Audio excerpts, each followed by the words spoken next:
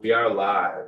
All right, welcome to the House Judiciary Committee this Wednesday morning, February 18th, and we're continuing testimony on S-208, and we're going to start with Commander Matthew Raymond. If you can join us. Thank you for being here.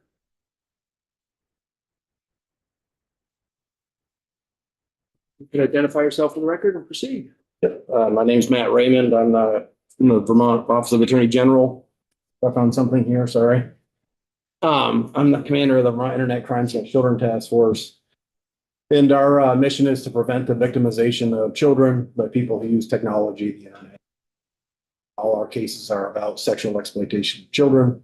And that's the angle that I'm testifying to about this bill today. I testified at the Senate Judiciary, and they had made some changes. As it's currently drafted right now, my big problem is with the identification requirements because there's no exception to that. So right now, it just says a law enforcement officer shall be clearly identified by the officer's name or the officer's unique radio or badge number, visibly displayed on the officer's person, and the officer's agency visibly displayed on the officer's person. I'll make note that down below where it actually allows either people with the Vermont Drug Task Force or people with doing active undercover investigations related to child sexual exploitation, which is what I'd asked for in the Senate. It still doesn't exempt the identification requirements. So you can wear a disguise, but you better have your badge and say that you're from the Attorney General's office on it, which doesn't make a lot of sense. And also just doing investigation, especially in a specialized unit like ours, there's many times where you absolutely do not want to be identified as law enforcement when you're conducting the investigation.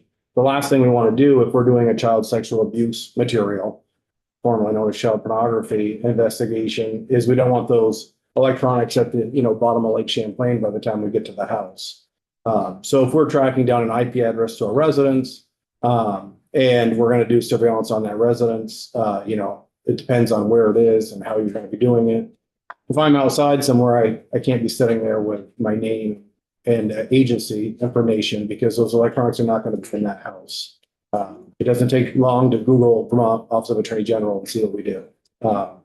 So as written right now, this would make children in Vermont less safe than they are right now. It would definitely hurt our investigations tremendously. And just to be clear, I'll go tell so you would need essentially the same exception that they put in related to masking for the identification. Yeah, and when we're not we don't wear masks, so the only reason that the disguise part is because I don't want to explain exactly how and create a YouTube record on how not to get caught doing this stuff. But if we do undercover stuff, sometimes it's in person, sometimes it's over the internet, but that's why to disguise your identity is needed. But the not wearing identification when we don't want to be identified as law enforcement conducting an investigation is hugely important. Right, absolutely. It's almost humorous. It's not funny, but Right. you know what I mean, I think. And not that it's your purview, and maybe there's somebody else here that's going to talk about it, but is it for law enforcement officers doing work for the Vermont Drug Task Force? Would they have the same issue with the way this is written? So obviously that's not my my area of expertise, but I mean, one problem with that is not everybody that does undercover drug work in Vermont is affiliated with the Vermont Drug Task Force. So you're leaving out a chunk of people. And I don't know if working with or in conjunction with, like how that they would be better off to speak about that, but it does leave out a chunk of not everybody works, for the Vermont Drug Task Force that does drug investigations in this state. So you're leaving out a chunk. Okay, yeah. So I guess in general, I'm going to assume the way this language is here that they would still have to wear. Yeah, well, the way I read it, unless I'm missing something, which I definitely could be. Regardless of the. Yeah, there's no on this part just accepts allows you to wear a disguise. But the first part, there's no exception to the first part that I read anywhere. Right. So then they would be in violation of statute. for not wearing their ID and their agency information. Thank you. Any questions for Ken? Yeah, go ahead, Ken. Just along your investigations, I mean, you have your division that you're in charge of, or anyway, right? But you also have, in an investigation, you have all the other divisions, or a lot of other divisions that you're coinciding with that are gonna have different rules to follow too, correct? Some might wear masks and some may not, or want to wear a mask or whatever like that. Doesn't this really complicate it? Like I said, for the mask part, we're not wearing masks. I mean, the only time that I've worn a mask in 32 years in law enforcement is during COVID. I shouldn't have said. Well, I should say, and on extreme weather times, like when I was on the interstate, at accident scenes, you can wear it for inclement weather, but not to disguise yourself. But it's the identification part that's the problem, because, I mean, if you're thinking about from a uniform personnel aspect, I have no problem with it, right? Like, you should know where the person's from, who they are, be able to identify them. But when you're doing an investigation, there's certain times where you don't want people to know that you're. If I'm trying to figure out who lives in a house and I don't want it going back to them, especially in a small state like Vermont, where everybody knows everybody, it doesn't take long for it to get back to the person. And then they destroy the evidence, and then it just puts kids in danger. So, I mean, many times we've gone and found that they were abusing either their own kids, kids with a familial connection, or neighbors' kids, which we never would have found out and rescued those kids and got them services and got them a better outcome in life if we hadn't been able to go and examine the devices. So this would create a huge barrier. If we want to talk to a landlord, not say that we're the police, just to figure out who's living there, you know, then we wouldn't be able to do that because we'd have to be wearing an ID all the time. I could throw out so many examples of times where you really don't want to be identified as a police officer. And again, it's conducting an investigation in a sound manner. We might need all those reasons. But thank you. Thank you, Chair. First, I just want to say thank you for your service to the state of Vermont and helping one of our most vulnerable populations. I know it's not easy work. At the opening of your testimony, you talked about the safety of children in Vermont being impacted by this legislation that's written. I was curious about your thoughts about the safety of officers and whether this bill, could potentially jeopardize an officer's safety as well.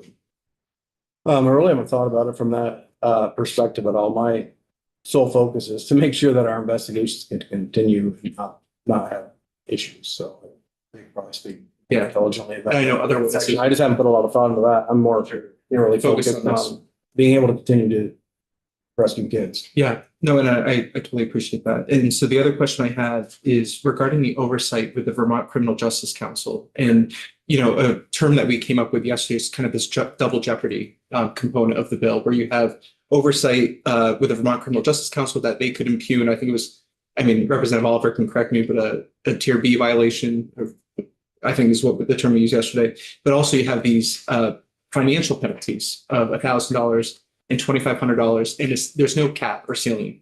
And in some of the other legislation that has come before this committee, we've looked at these fines, and typically there's cannot be charged more than say $10,000 in an instance. Here, the sky's the limit, and I think God forbid if we ever had an instance where our officers are on the front lines in an instance like maybe Minnesota that we just saw, and you're out in the freezing cold, you have dozens of officers responding to the exact same instance. If they are wearing masks for their own safety or whatever it might be, you could have hundreds of thousands, if not millions of dollars worth of fines being incurred in one instance. And so I'm curious about your thoughts about this dual oversight, double jeopardy component between Vermont Criminal Justice Council oversight and then also the financial penalties. Right. Well, I think what you'll find is whatever gets passed, Vermont law enforcement will comply with what's passed, and you won't have the fines because, you're not seeing,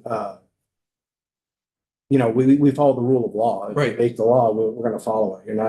I don't think you see a problem with law enforcement in Vermont not following the rule of law. No, and I would never suggest that. Yeah, so I don't think you'd see the rampant fines, but again, like for the first part of this, the identification part, if that's passed, it will 100% affect investigations. And there'll be kids that don't get rescued, kids that don't get services, kids that have a much terrible train wreck of a life because we couldn't conduct business as usual. Right, and maybe the commissioner or some of the other witnesses could opine on this too, but there could be an instance that I can imagine where VSP is totally compliant in every single way with the legislation if it were to pass, but maybe federal law enforcement is not.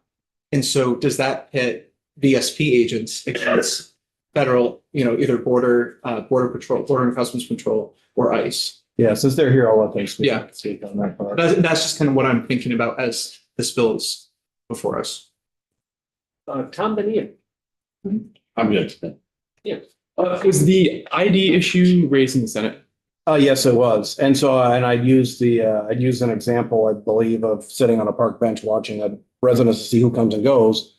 Because in an internet investigation, sometimes all you get is an IP address, which leads you to where that person accessed the internet. And then you go and figure out, is that internet secure? Is it password protected? What type of encryption's on it? And then who lives at the house? And then it's not just who lives at the house, who's staying at the house. And so that requires surveillance. So if I was sitting on a park bench watching a house to see who comes and goes, under this bill, I'd have to be everybody would have to see who I am, which would be problematic, obviously. It'd be like sitting in a marked unit doing surveillance on a house. It just doesn't make any sense in law enforcement. But yeah, that's what this bill is telling me I'd have to do. Okay. Do you So remember? I did bring that up and they said that wasn't their intention. They didn't want that. They were going to build an exception in for that. And I don't think it was intentional. I think it was oversight error, but it did. The way when it got passed, I don't see that. Okay. They may think that that's active undercover, but I think law enforcement would have a different view of what active undercover is than passive. You got uniformed personnel, you got detectives wearing suits, and then you have plain clothes people too. So if I was sitting there on t-shirt and jeans, I'm not affecting any type of arrest or intervening in the public doing surveillance, which is a necessary part of the investigation. Yeah. You shouldn't have to identify yourself that you're doing that. Okay, great. Thank you. Knowing that, being completely plainclothes, for some strange reason, you could be called to service to enter another situation entirely. Correct. Yeah. And that could present a problem as well. So there would have to be some sort of protection for that as well. Yeah. So, everybody, we carry identification on us, obviously as your badge and your identification. So, you'd have to clearly identify yourself. If something happens right in front of you and you have to get involved, then you have to get involved. But you have to make sure that you do it safe for them, safe for you, safe for the general public. Clearly identifying yourself. And that could probably start with verbal. And that could happen on or off duty, which is another section of this. It doesn't say anything about being on or off duty, so I don't know if you have to wear these 24/7. Keep your ID in the shower. If I want to go out to lunch, do I still have to wear my ID on? I think it's just poorly crafted. I understand what they're trying to get to, but it's going to have unintended consequences that, again, would make kids in this state less safe. Kids in this state less safe. Angela. Do you have any recommended language or? I've thought about that. I don't. The problem is I understand what everybody's trying to get to. But the problem is trying to make a laundry list of when you can and can't. It's very hard to do. Yeah. So I don't have a solution for you, but I am pointing out a severe problem. So.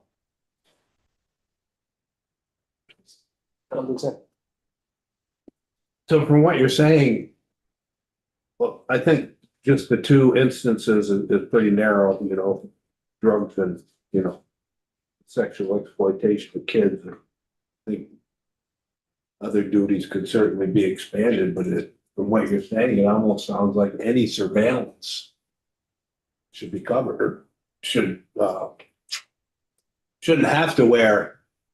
Right. And there's other reasons badges. tactically in an investigation, you wouldn't want to But yeah, if you have a reluctant witness and say the only place that you can find them is at work, you don't really want to go in announcing to everybody. If you have a victim, you don't really want to go announcing to everybody. It's not fair to the victim. Why do they then have to go to explain to all their coworkers why the police were just there talking to them? Right. Yeah, and it could cause a witness not to come forward because they don't want, especially when you're there, you know.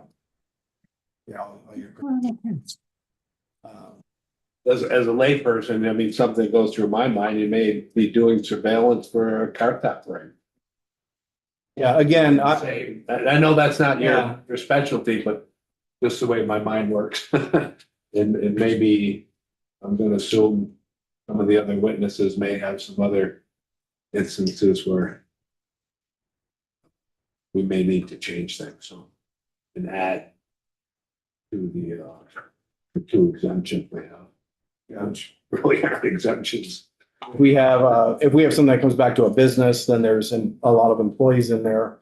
We don't want to be walking around with our identification if we're working with management, trying to figure out which employee is the one that's abusing kids from their workspace.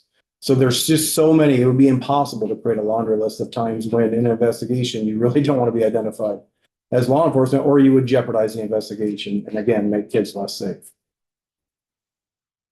Yeah, I think there's a way to get there, certainly, unless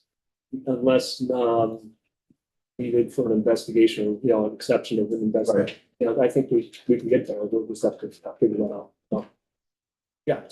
I'm just curious, are you aware of any instances where VSB has an officer's worn a mask to intentionally hide their identity during an arrest?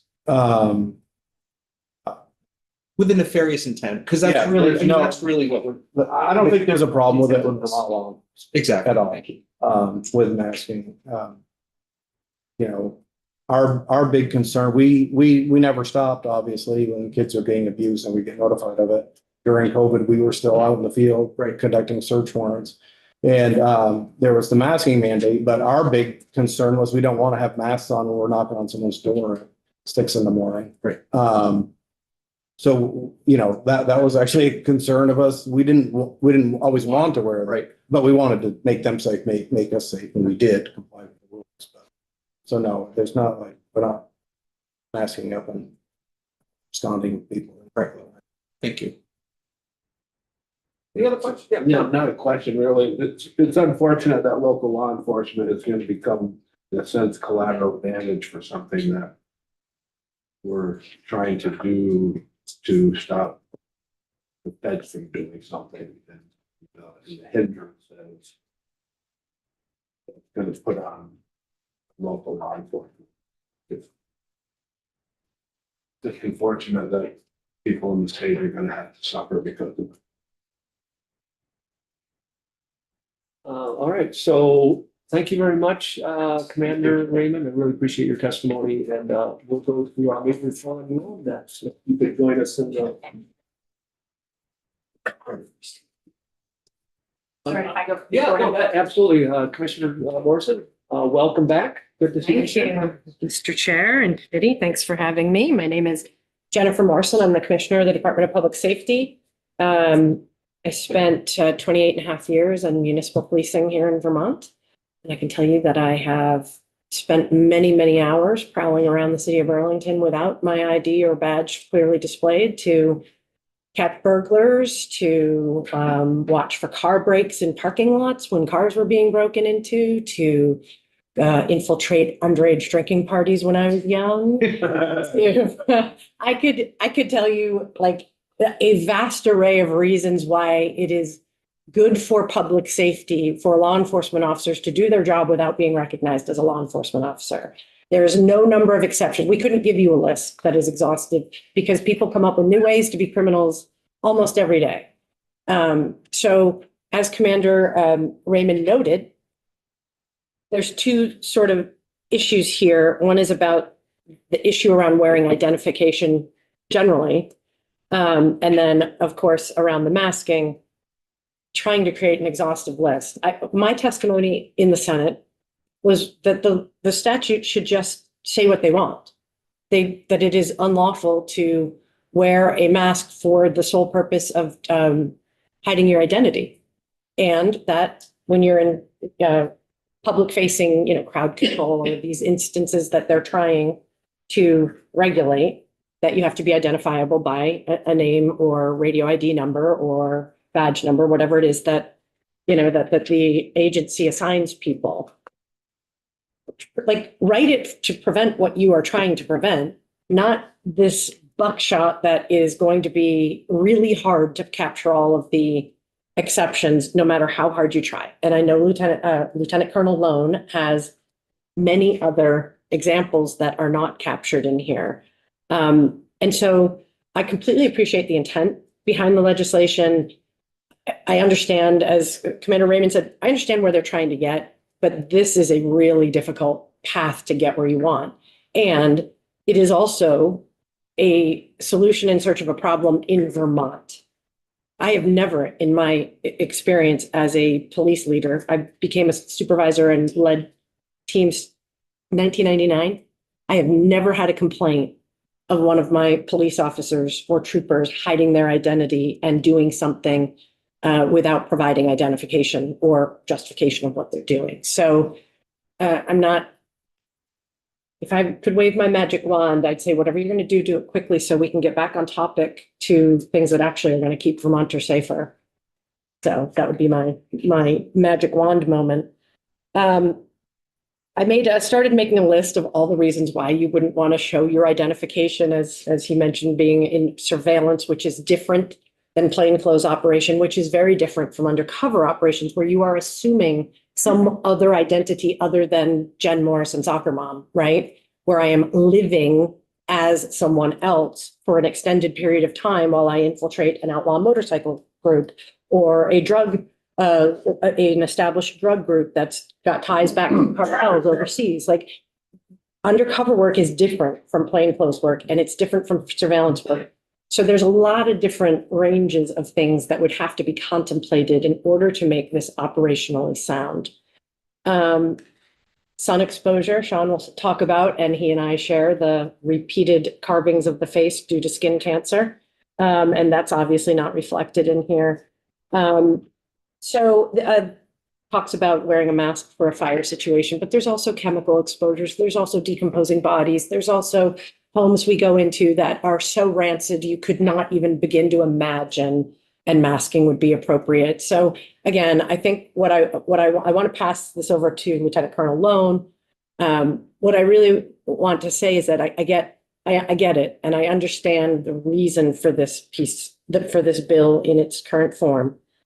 It is not there. It's not operationally able to be worked in its current form. And I think the amount of time and bandwidth this is going to take to get it to a place where you could capture all those exceptions, both on when you have to identify yourself openly and publicly and exceptions for masking, is going to take a lot of time. And even then it will be imperfect.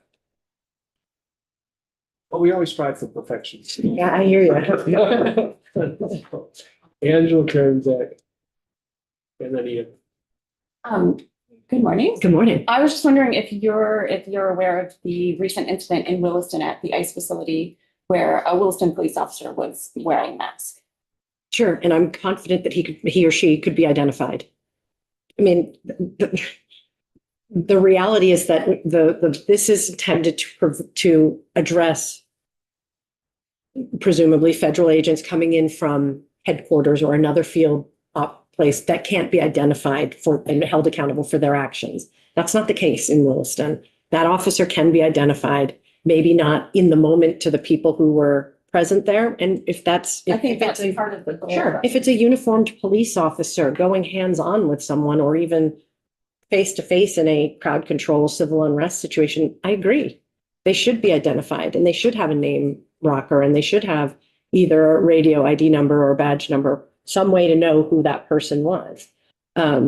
Even absent that, we can figure out who that person is because there's only X number of employees at any one. Even in our agency, we could figure out who that person is, and we have vastly more troopers than any of the local police agencies have. So I don't like hearing what you're saying, that somebody was trying to conceal their identity. And I don't The think, police officer. right, is trying right, to- a police officer concealing their identity while they're performing their official actions. There are reasons perhaps why they don't. Perhaps their full-time job is in undercover drug work and they knew the media was there. And so they don't want their face in a uniform. That is a legitimate reason to conceal your identity when you are in a crowd control situation or if you're being forced to work an overtime shift and you are going out Church in Maine at bar closing and WCAX is filming on the sidewalk. You might conceal your face because your full-time job is in undercover work. So there are considerations beyond that. But as a general rule of thumb, if you are assigned to patrol duties and you are out interfacing with the public, you should be readily identified. Yes, agreed. And I just want to make it clear that I don't think it's accurate to say this never has, never will. I would never say never will, because I am always surprised. Okay. But the issue that triggered this is not of the same scale because we have less than 1,000 full-time certified police officers in the state. And it would be almost impossible to think you couldn't figure out who that was. But there are legitimate reasons for their appearance to be disguised if their full-time assignment is in some other line of work. So, I don't believe that was the case. right, I don't know. I don't know the And I circumstances. think that it's also I think the bill is trying to protect everyday people exercising their First Amendment rights and trying to help. So it's trying to balance those protections for very necessary, valid protections for law enforcement and necessary valid protections for folks. Well, I can tell you that Vermont law enforcement has a long, very rich history of protecting and assisting Vermonters in expressing their First Amendment rights. I mean, I can go back to the late 80s to the abortion clinic protests in Burlington, where the Burlington Police Department went to extraordinary lengths to facilitate safe protesting, shutting down streets, going to the utmost care to remove bicycle U-locks around people's necks who had chained themselves together. Like the amount of care that Vermont law enforcement puts into taking care of the public who are exercising their First Amendment rights is, in my experience, knowing my colleagues across the country, it's extraordinary.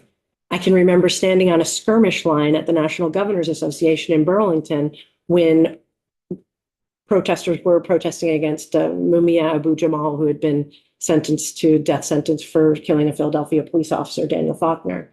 And we stood there for days while they protested outside the hotel where the national governors were meeting. And never once did any of that, despite having objects thrown at us and having people walk right up on our grills and be spittling on us, never once did it turn sideways. So I really think we need to recognize the extraordinary job that we have done in training our police officers, that the First Amendment rights are to be protected and balancing that, of course, to keep them safe from traffic, from counter protesters, from any number of circumstances. So I think we have done an amazing job of crowd control, protest support, you name it. And it's unfortunate that we're spending this much time and sort of energy on this topic that, in my estimation, is taken away from time that could be spent to really, really make Vermonters safer. Karen's back to you. Thank you. You're welcome for being here. So I have two different topics. One is on this topic. I would completely agree. I know we worked together when I was at the Community Justice Center. I fully believe in the work ethic of Vermont Police Department, law enforcement, and I agree. I think folks are doing the right thing. And what I'm also seeing is that what we're feeling is that leadership can change in our nation, at our state level, and that can shift things for us. And so I feel like Vermonters and folks are looking for stability, to know that we can always count on Vermont law enforcement, regardless of who's in charge of things. And so would you agree that, yes, currently, law enforcement in Vermont are not doing any of this, but rules and things could change if there was different leadership, and practices could change. Sure. I mean, I don't have a crystal ball. I would find it hard to believe that in a system where municipal police chiefs can be fired by their mayor or their select board or whatever, I would find it hard to believe that circumstance would prevail for long. Likewise, that the state police would be so far off the mark, I would be fired, the colonel would be relieved of duty. I mean, there's many safeguards other than maybe for the sheriffs, but they don't really handle the protests in this way. They would be an assisting group, right? So I do think that there are a lot of safeguards built in that would make that unlikely, but not impossible. One of the suggestions that I made on the Senate side was that this not be enshrined in statute at all, and that they direct Law Enforcement Advisory Board or the Vermont Criminal Justice Council to write a policy, and whether that's a mandatory policy like the use of force policy is now statewide mandatory, everyone must adopt that policy, or advisory, that would be the way to infuse it and enshrine it eternally in how law enforcement officers maintain their certification, because a violation of that policy would then be actionable by sanctions by the Criminal Justice Council. So that would be a way to make this less fraught with all the questions that you guys are raising, and still get to the nugget that we're trying to get to, which is when you are doing certain scope of duties, wearing a uniform, you should be readily identifiable. And I just think that's a better route, is to do it through the council and through a policy rather than statute. I just have a follow-up. Yes, ma'am. I appreciate that, and I feel like it might be something that we can consider along with it. I think that's part of the goal that we're trying to achieve, is just stability. Because I agree, I feel like it would be very unlikely, but part of where we're at in the world right now is we can't, like, I didn't think we would be in the place where we are now. Amen. So, so I just appreciate you sharing that. The other one is you had mentioned about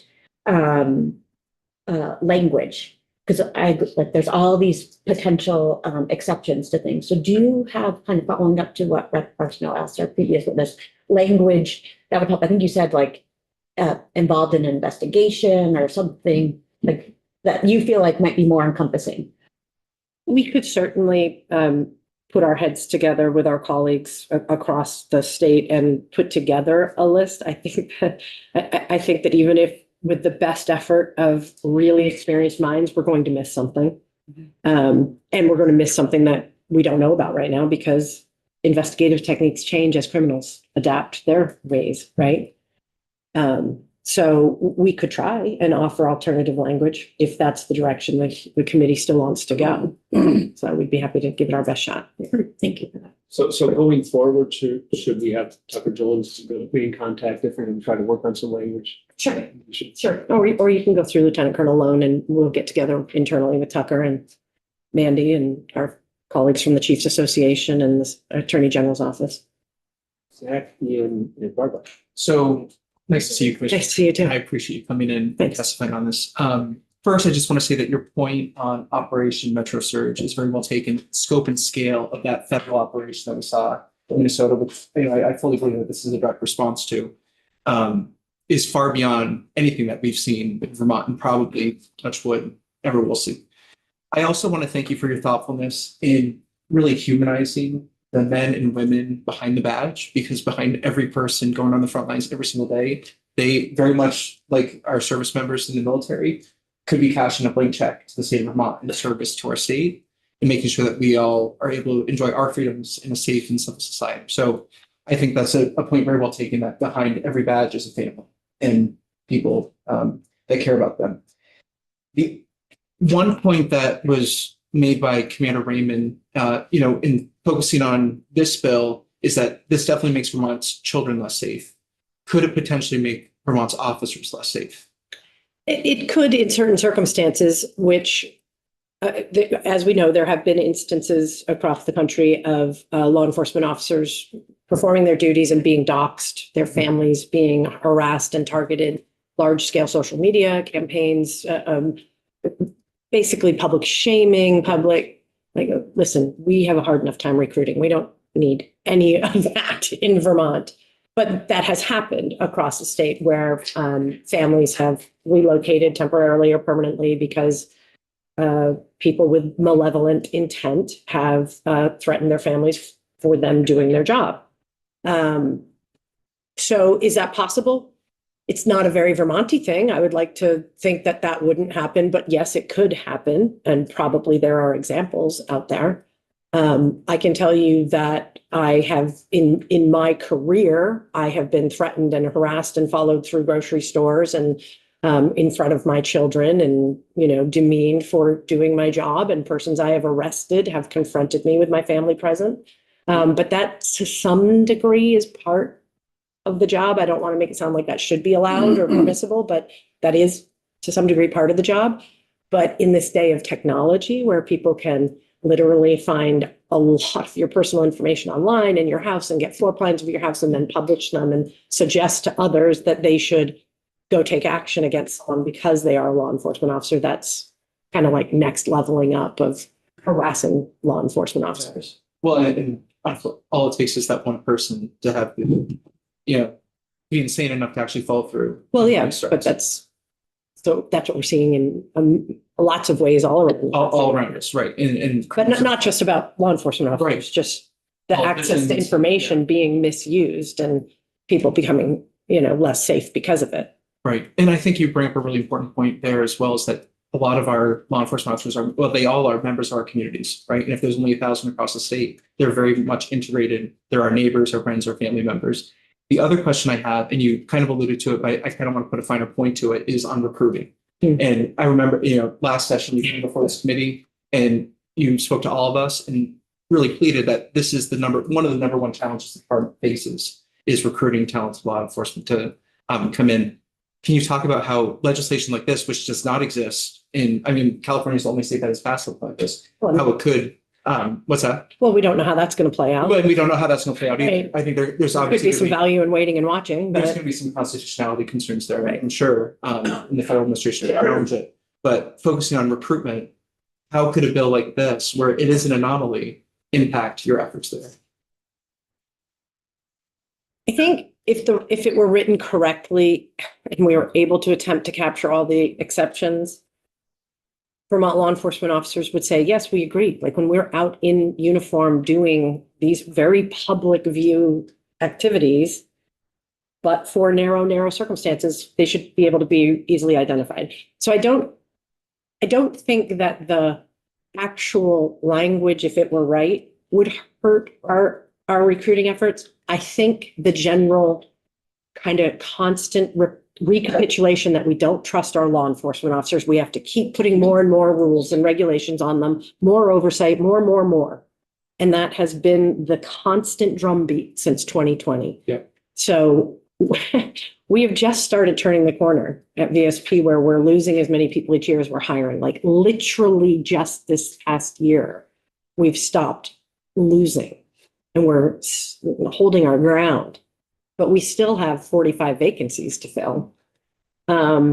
So could it hurt our recruiting? Yes, it's because it's the messaging behind it's not, very few people are going to actually read the statute. They're going to read the headline that, again, reinforces this notion that we want our law enforcement officers to do this, but not that. And we want you to keep our highway safe, but don't write tickets. And we want you to do this and that. It's the constant micromanagement of a profession that is dynamic and rapidly evolving and needs tremendous amount of autonomy and discretion, each officer. Which is why it is so important that we get this right. Yeah. Thank you. So before I go to you, I just want to go back a little bit. I think I've done this before that I think in this committee, we haven't been sending that message. I mean, we've been leaving things on the wall that actually have come over from the Senate that kind of have that message because we respect the discretion of, if they want to keep the law enforcement recruitment, their ability to recruit, not be affected by what's coming out of this committee. So I put that out. Well, yes, you are correct, sir, and we appreciate our partnership with this committee. The headline is still out there when the Senate passes the bill, and when it appears to be their main focus amidst an environment where so many public safety issues need to have airtime. So Understood. I appreciate you stopping the bleed in some cases, but to be responsive to your question, every time these stories play, it sends the message to the people doing the job that there's yet another reason to distrust the way we do our job. Understood. And I definitely try to make sure I'm very aware of that. Yes, and I appreciate you. Thank you. But Ian, Barbara. So just want to talk about the bill for a second.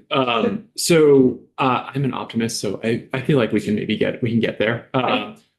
Two questions I had were, one, so the way, and I just want to make sure I'm understanding the language that's proposed and looking at now correctly.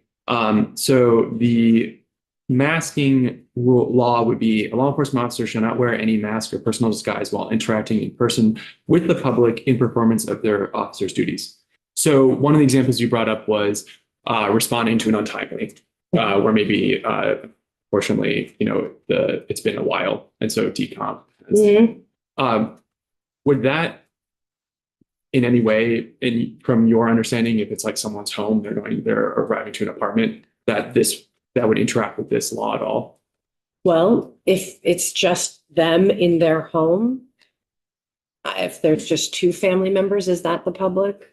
If it's in the laundry room of a multi-unit building, is that the public? If it's in an alley between two buildings, or is it in City Hall Park? Yeah.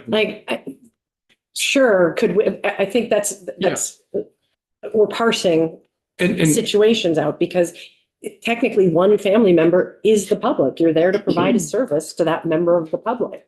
And I think, so I appreciate that. And I kind of was thinking down the same line, it's like one other man, I don't know, it's not in public, it's in private space, but it's a member of the public. So I was wondering what your thought would be if we were just to add an intent language onto 2 that just said at the end of that, to performance of officer's duties with the intent to conceal their identity.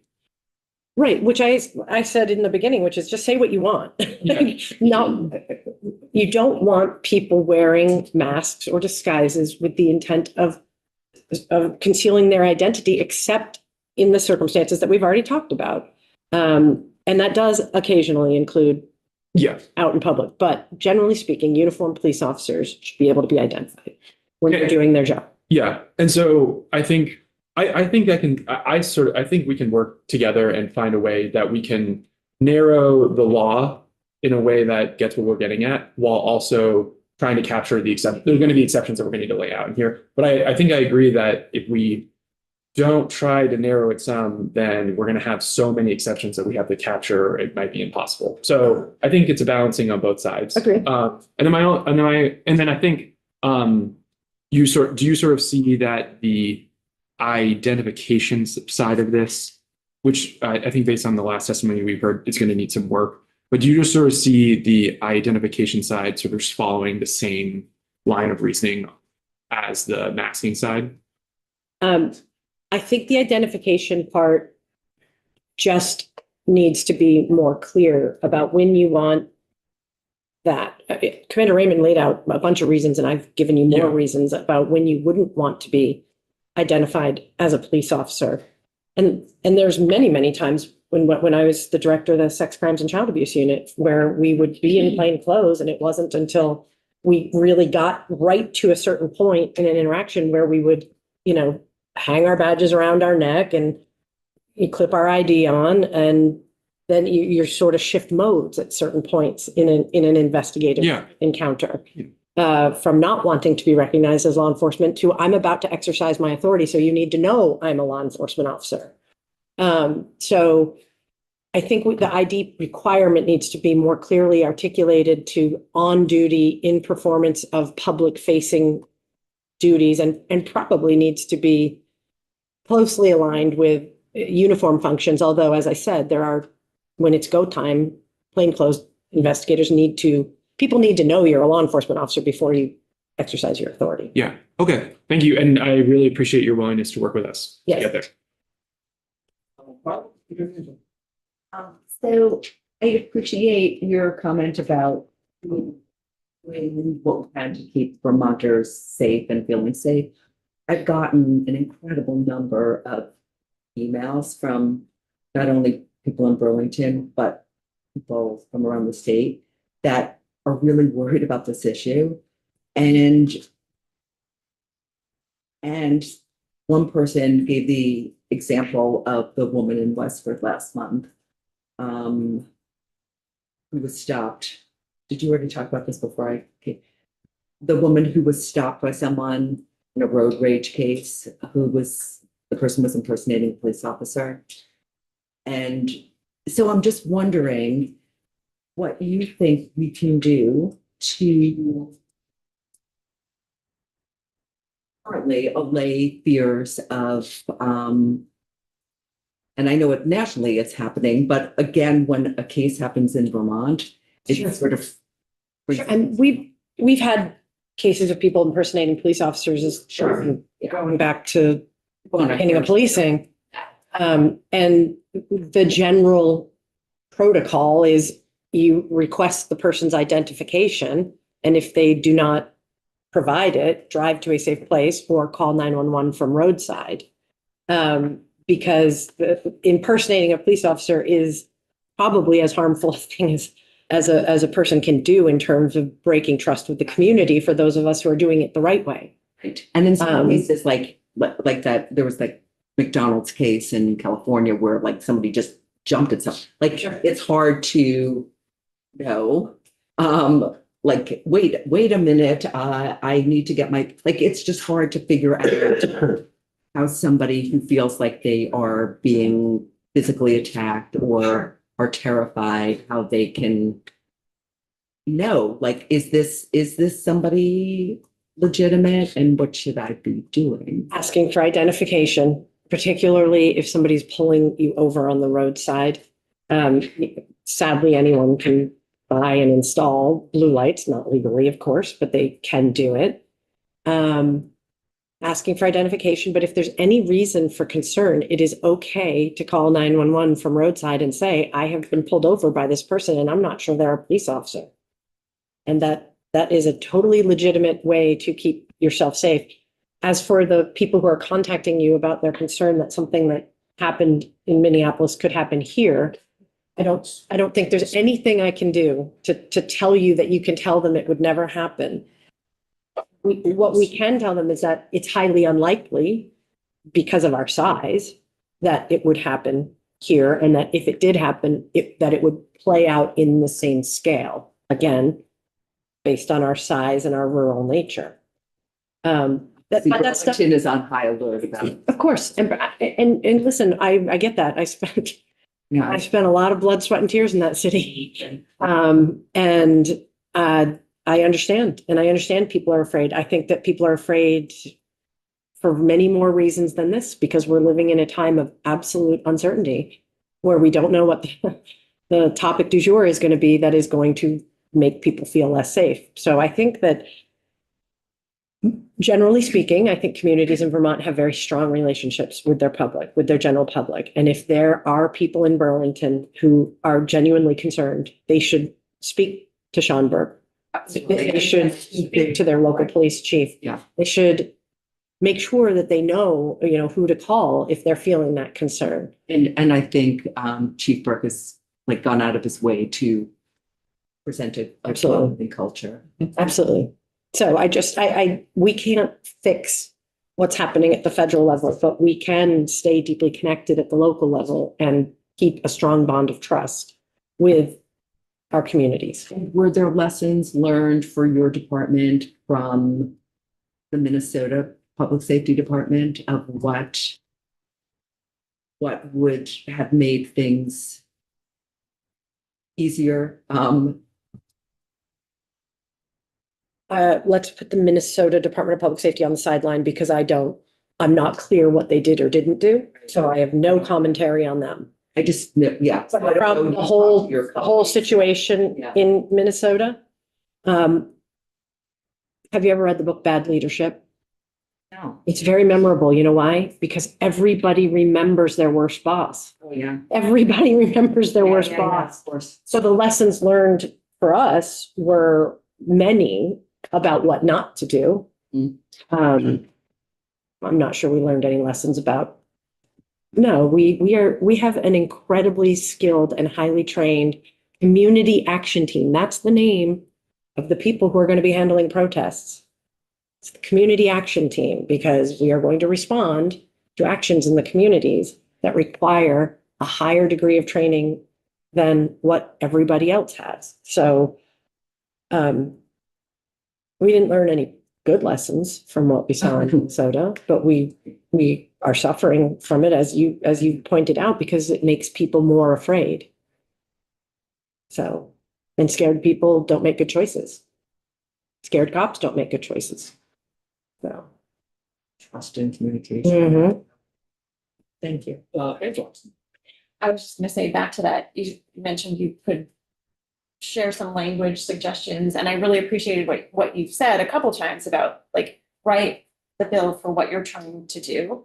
And so that I look forward to that because I'm looking at the language we have. I'm like, yeah, it feels like if we just try to finesse it, we're gonna continue to like run on this treadmill of, oh, but like, what about this? And Riding a what bike about in the that? sand. Yeah, so it does feel like a whole fresh start, but what you're saying that like, instead of like, it's like a little bit like we're dancing around something, and I'd love to just hear what you have to say as far as like be direct. If we went the policy route with infractions being adjudicated by the council, then you allow the council, which has a broad array of representation on it, to consider all these factors that we're wrestling to put on paper in a statute, right? To determine if it was a legitimate use of wearing a mask or not. So that's why I just think trying to write this in statute, it's inevitable that something will be missed, and it just isn't going to make the Vermont public safer, right? Doing this. But if you leave it to the council to adjudicate, you have the representation. You've seen the stakeholder representation on the council. And you write a policy with clear intent that you all provide. And then examples of exceptions are included. It allows a body of discerning adults to hear the circumstances of each separate situation that might come before them. And then if they believe that the policy has been violated, action can be taken against that officer certification, which is the real nugget, not the money. Money, the department's going to pay the money anyway, probably, unless the person was completely and wholly knowingly out of policy. So. Yeah, and that's such it's an interesting thing to think about because I hear what you're saying about, I think back to the conversations we've been having about, particularly about Chittenden County, but also Rutland County and other, where there was a sense, a perception that crime rates were, through the roof. And I remember the Defender General sitting in here and saying, crime's actually coming down. But people still have that feeling. Mhm. And that in some way makes them less safe. As you just said, fear makes people less safe. Mhm. So I'm worried about going the criminal justice council route in that it's not as immediate. I don't know that it would have the same, like, take the temperature down effect. And it would not have any impact on federal partners. Let me just say that, Yes, right. because they're Yeah. not certified. There's no jurisdiction. Correct. Right. Which we don't know if this statute would impact that question anyway. So, I mean, there are. Well, so far it looks like it would hold if we craft it correctly, but for everyone. That's what I'm sort of wrestling with internally. Sure. Is like knowing that perception impacts actual safety for everyone in the community. So in policing, one of the first things they tell you is that perception is reality. It really does not matter what the data is or the facts are. If people feel a certain way, that's what you're walking into. That's what you have to manage on scene. And so this is best worked on at the local level with police agencies maintaining trust with their public, with their community.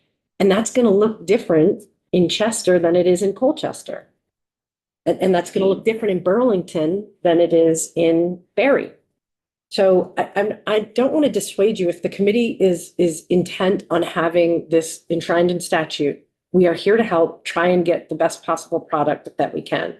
It won't impact the federal partners. I'm not sure a state statute would anyway, but that is a question for legal experts, not for Jen Morrison. I think that if you're really trying to enshrine the values that we're talking about long after I'm gone and all the people who are serving in the chief's chairs now, then you do it at the certification level, not in statute. But that's just my opinion. Tom, then Zach. Me? Yeah, you raise your hand. No, I had a. No, I didn't. I wrote it down. Earlier you said something about impersonating an officer. What's the definition of impersonating an officer? I'd have to look it up. It's described in statute. Right, because I know some people do it for Halloween. They do it to make. Oh, no. It You have definitely to- implies an overt action to take an action as if you were a law enforcement officer, to pull someone over, Right. to lay hands on them, to, something like that. Okay, that So was that's kind of, different. yes. The -10. As far as, an officer can't wear Oh, sure. Yeah. I mean, -10, that's pretty cold. And I've stood at some perimeters out at schools in the north end of Burlington when the wind's coming off the lake. yeah, And I've stood on a perimeter for an hour and a half while they search a huge sprawling school. And I guarantee you I would have a balaclava or a fuzzy thing obscuring my face while I'm standing in a remote corner where neighbors could see me. People could probably see me, but I'm not going up and talking to them. right. So the temperature thing is arbitrary. But you have to draw a line somewhere, right? What goes through my mind is I wonder what the union would say about that by not allowing police officers to have, protective gear. Sure. And I mean, Sean's going to talk extensively about skin cancer, and I feel that acutely. All of us with very fair skin. When you are standing outside, I'm thinking 3rd of July, where we break roll call at 2 p.m, and you are on foot on the waterfront or in one of the beach areas until after every car is out of the city, till 11 o'clock at night, and it is scorching hot. Yeah. And you are in the sun, and might be why I've had my face carved on so many times, but we never thought about wearing a mask. But now at this stage of my life, if I were out doing this job in the public, I would definitely be having sun protection of every flavor, creams, coverings at my disposal, because I'm not interested in having more chunks taken out of my face. And my thought process is the same way since having one of those carvings done. Yeah. Again, on the minus, I didn't even think of the sun issue till you Mhm. brought it up earlier, and of course, but my thought process is 32 degrees that somebody would have the option to wear, because that's temperature that you can get from. Well, yeah, I mean, you might have to talk to people smarter than me who are either from the weather service or medical Right. professionals to find out what the right answer is. But again, if you are letting a council take all the totality of the circumstance into effect and say, yes, the air temperature was 0, but at that particular time, there were 13-mile-an-hour winds coming from the west, which means across the ice of Lake Champlain, and the wind chill could be estimated at X. That's the type of information that statute would trying to put everything into the statute just isn't going to work. So I will go whatever way you guys want to go. Like, if you want us to give you language to try and make the statute better, we will. I would strongly encourage you to direct the council to adopt a standard that applies to law enforcement officers. I don't know what that does about our federal partners, and candidly, I don't know if anything you do in statute would actually impact them anyway. We can't. Man. The weathermen? I have we rely on our people. Thanks, Chair. I have a really quick one on the fines. And it seems like, you probably heard what I was talking about with Commander Raymond in what we came up with yesterday is the double jeopardy component of, both the VCJC having oversight over this, but also the financial penalties for officers. And so I'm just kind of curious, who would bear the burden in your eyes and your interpretation of the legislation? Is it the officers? Is it DPS? If the person were grossly outside of policy, like if they knowingly violated policy and ended up violating the law, we would not pay a penalty for them, right? But if they were given permission because of some extenuating circumstances, they were, within policy or reasonably thought they were within policy, I think there's every reason to think that the department would bear the cost, not the individual. But again, if they break policy, they're already facing double jeopardy because they're going to go through a disciplinary no. Oh, no. No, Their own us. They got to get through us. It's absolutely triple jeopardy. Yes, it is. And candidly, that doesn't trouble me because if a police officer gets jacked for some violation on their private time, they pay the traffic ticket, they pay the hunting infraction, the whatever, but there can still be action taken against their certification and they can still be answerable to an internal affairs process. Do you think the dollar amounts are in line with other fines that? No, Right. no, they're really high Yeah. compared to other fines. Yep. Thank you. One other quick thought about, since the temperature threshold was brought up, I'm sure you've heard it's not arbitrary. It is the exact language in our emergency shelter reimbursement statute. I'm wondering if you think that -10 is the right temperature. I don't know. But I can tell you that I'm a bit of a sissy when it comes to cold. I'm very sensitive to cold. We have some troopers who relocated here from Texas, and I can promise you that would feel really cold to them. But some people who grew up as outdoor enthusiasts and enjoy this weather might say it's not cold. So again, you're putting a dot. You don't have a home. I am not wading into that. So thank you for the breadcrumb trail, but I'm not hungry. Nice try, okay, thank you very much. So we'll go to one more witness and then we'll take the break, but we'll go to Major Sean Lone. He's a lieutenant colonel now. He got promoted. Oh, okay. All right. Sorry, Lieutenant Colonel. I updated the agenda. Okay, all right. Congratulations on the promotion there. Thank you. Well, thank Fair enough. Excuse me.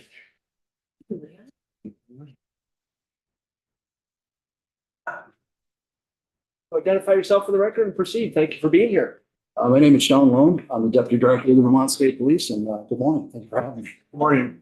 I wanted to give a little background about myself before I get into testimony, because some of the things that have come up today, I might be able to help with. So I started out in the Derby Barracks on the Canadian border, very rural area, as a uniformed trooper. And I did 7.5 years undercover plainclothes detective. I did biker gangs, meth labs, narcotics investigations, including cartel groups. And then eventually went to Homeland Security, where I worked with the Joint Terrorism Task Force and the Fusion Center, and then went back to oversee all of those groups as a commander. So I have some experience with the concealed identity stuff, as well as the cold exposure. And what I wanted to do was talk about a couple of the things. I'll start out with the ID. It's been mentioned a bunch of times before. One of the big things about identification is, I'm in a police uniform, so I have my name. I don't have a badge number because state police don't have badge numbers. It's on the car.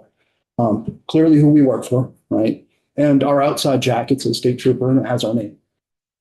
So we meet all that requirement. One of the things I brought up with the Senate was our criminal division folks. So they dress like yourselves, suit and tie, business attire. They don't wear identification. They wear a badge and a firearm, an officer and a pair of handcuffs underneath a suit jacket, right? They carry an ID with them and they carry a badge with them. But that is because they work in environments where they may walk into to interview victims, they walk in to interview offenders, and it's a business attire approach. And one of the things that the Senate said, well, we'd really like them to be clearly identified. And in that capacity, I can understand that. But when you start to expand that, and this is where we get into the exhaustive list problem, it's impossible. We can't do it. So as a plainclothes detective, I wore jeans and a t-shirt and a wallet chain and a bad beard. I did not look like a police officer. My job was to get violent offenders, drug dealers, and people involved in gun trafficking off the street. Like the lieutenant mentioned earlier, I might spend an entire day in my car sitting outside an offender's home, pretending to be a telephone repair person. So I can see when that violent offender leaves, a murder suspect. If someone were to come up to me and ask me what I was doing, I can't tell them I'm a law enforcement officer because in that neighborhood, someone's going to point out there's a cop in front of the house. We are not going to get that person arrested. And we did this with homicides all the time. So the narcotics investigation unit for the state police supports the major crime unit, which is our homicide unit. And they work in an undercover capacity. And when I say undercover, they're not interacting as a bad guy. They're not trying to buy drugs, but they're pretending to not be a police officer. It's even more than plain clothes. They're pretending to be something else, maybe a construction worker, putting up flags on the side of the road in order to have an eye on the person that we need to arrest.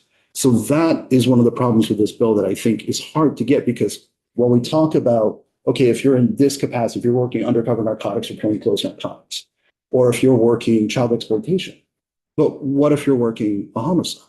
What if you're working gun trafficking? What if you're working human trafficking? There's plenty of reasons to conceal who you are as a police officer in order to effect an arrest. Most often that role is not affecting the arrest, but I think you mentioned it, sir. You may be called to service, in which case you have your badge, you have your ID, you have your firearm with you. So if there was, and I always use this as an example, when I worked undercover and I'm working I'm in plain clothes, I'm in a t-shirt and jeans, I'm wearing a badge, I'm wearing a firearm, I'm wearing cuffs. If I had been in a situation where someone needed help, and there were situations like this, I pulled that badge out and I broke my cover because my job's public safety. So it's always there, but it's not readily identified. So I wanted to provide that on the ID portion of things. I agree that when we are in uniform, we should be clearly identifiable. The other thing was with the mask issue. One of the things that I brought up in the Senate was, again, exhaustive lists are terrible because you can't ever hit them. And my concern is both the risks to the state, liability-wise, and to our people. So I used this as an example. You can see the scars on my face or the scars across my head. I've had really bad skin cancer. I'm very fair. Unfortunately, I've been bald for a good portion of my life. And I grew up in the 70s and early 80s, and we didn't use sunblock. It's just the reality of it. We didn't do it. So when I work for more than about 15 minutes outside, I carry a UPF shield to the bottom part of my face. And I can wear the campaign cover or another cover. When we wear baseball caps, I wear a larger cap to keep my ears covered because sun is a significant problem. It's been now 2 months off of chemotherapy, and I can tell you sun destroys me. I'm not looking forward to the summer. I need to stay out of the sun 100%. My hands now, my arms. And I'm thinking about if we have people that want to work in policing, how do we protect them physically from things like sun and cold? So switching gears from sun to cold, I live 5 miles from the northern border on a mountain. The idea of December 1st being cold is laughable to me. I have snow in October. It's common. And when you are at a fatal car crash, I could be standing outside for hours. And exposure limits at -10 is anywhere from about 10 to 30 minutes, depending on wind factors. That is a risk for our people, for frostbite. It's a liability for the state. And it really tells our folks that you're not concerned about their safety. Right?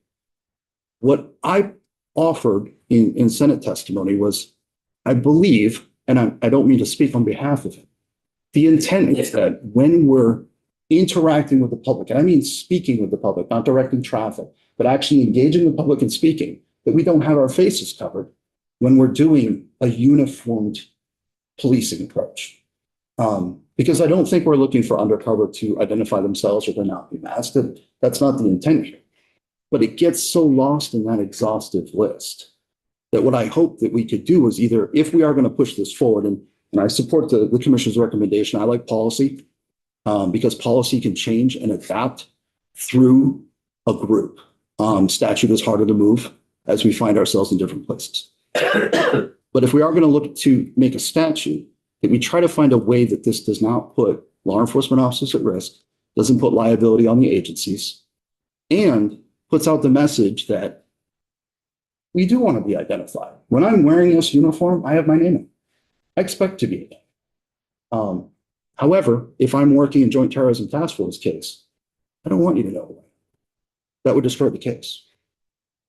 So that's very brief. I don't want to go on, but I'm happy to answer any questions. Thank you very much. Questions? Yeah. First, I thank you for your service to the state and to our communities. One of the questions I have is, so on page 3 of S208, at the very top, we talk about the Tactical Services Unit. And one of the things that I'm very mindful of, especially being in a smaller state, one of the smallest states in the country, we might not have the full complement of law enforcement agencies that would come to respond to a given incident. So I'm curious if you feel like there are other groups that should be added to this list beyond Tactical Services Unit. I mean, from your work with Joint Terrorism Task Force, with DHS, I think there are tons of different groups that we probably should add exceptions for. I'm curious if you could comment on that. Yeah, and even with our municipalities, some of our municipalities have rapid response teams. Burlington has one. Some of the other ones are building ones, even regionalized ones. I don't like to call them SWAT teams, but what they are is they're special operations teams designed to do high risk ones. Saying just TSU, which I appreciated that they put the state police in here. Thank you. I think there needs to be a broader term, maybe tactical operations units or something along those, specialized units doing tactical operations, where we're not talking about, again, exhaustive lists, TSU, and then we add, okay, so I was a task force officer in the Drug Enforcement Agency, where we did tactical operations. Do we add that? And then if we add that, do we add FBI and then ICAG? Whereas if we say, if you're doing a tactical operation, right, where you need the protection and the concealment involved, then that would fit that whole conversation. And if you don't mind me continuing on that same idea, the Vermont Drug Task Force, who I worked for many years and ran, is a block, but it does not include everyone in the state. It does plainclothes and undercover operations, not just narcotics, but staying with narcotics. Burlington has a drug unit. Barry stood one up for a while. Brattleboro has stood one up for a while, that are separate from the Vermont Drug Task Force. So while we accept municipal officers into our unit, some of them run their own units. St. Albans had a very successful street crimes unit for a while. They had the reason to cover their face because they were also police officers and they weren't doing the street crimes unit. So they're doing high impact, high surveillance, high threat targets, and then they're leaving that and then going to do a shift. So that was one of those situations where they needed to conceal their identity because of the work they were doing, but it wouldn't be included here. So, so I think you present a really important point that I don't think that this is all encompassing, right? And then we get to the exhaustive list of the exceptions. So that I just, on some of your testimony talking about gun trafficking, human trafficking, gang-related activity, undercover operations, it seems to me that for this piece of legislation to be effective, we would have to have listed exemptions for all those different activities. And I just think and I'm sure there are probably hundreds of different iterations that we should probably include here. I'm sure I'm missing some. No, but I'm saying, is that right? That my understanding? Yeah, and that's the concern is, I have a scope and it's pretty wide for a police officer. I've done a lot of stuff, but there's still stuff I've never done that I may not be including in my conversation here. And that is my concern, that we're going to miss something and put an officer that's acting in a good capacity with good intent in violation of statute. And then my last question is going back to the financial component of this bill and the fines of $1,000 and $2,500. And I think we've moved on from double jeopardy to triple jeopardy. But nonetheless, if you have a lot of Vermont State Police officer who's operating in good faith, with good intention, under the guidelines of the department, and executing their job, and making sure that our communities are safe. And they are having the mask for necessary purposes, in their line of duty, and they're found in violation of these. How many officers, and so say like this is a multi-day operation, they incur, at this point, if they get $2,500 multiple times in a week, say they get $10,000 in 1 week of, in this, hypothetical operation, how many officers do you think are able to just cut a check for $10,000 in fines if they're just doing their job? I don't think anyone would ever want to do that, no matter their If job. they can afford it or not. Yeah. Right. Yeah, thank you. Any other questions?